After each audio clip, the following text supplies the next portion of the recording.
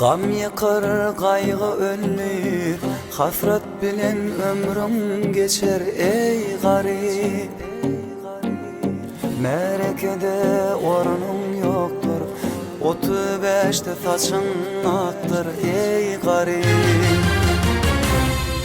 Töründe bar 3 gece, yatağında varaca geçi ey garip.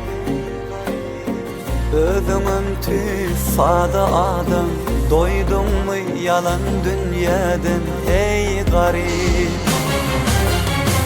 Eğlenmedi eyyamı urunur, vakt edilir narx çurunur.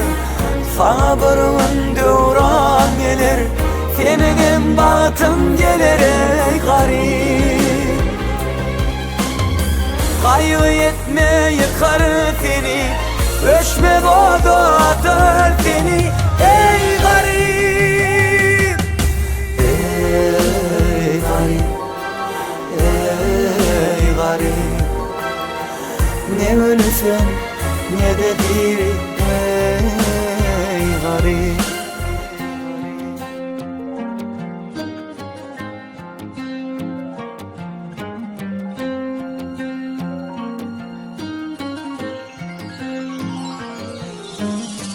Eğnindeki donun yırtık, dilin kıyfı eğnin kısık ey garip.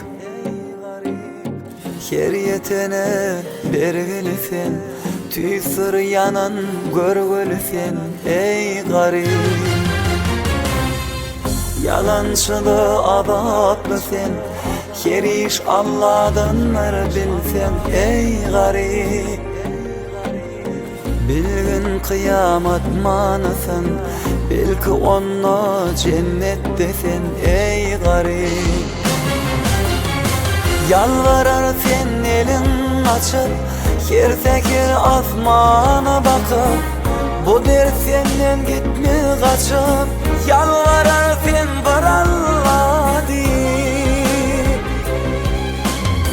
kaygı yetme yıkar seni, ölçme boğdu atar seni ey garip. Ey garip, ey garip. Ne ölüsen ne de diri ey garip.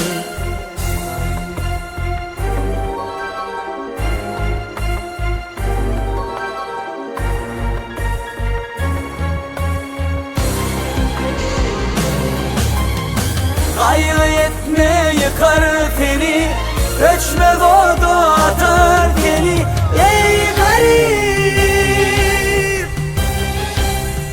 Ey garip, ey garip.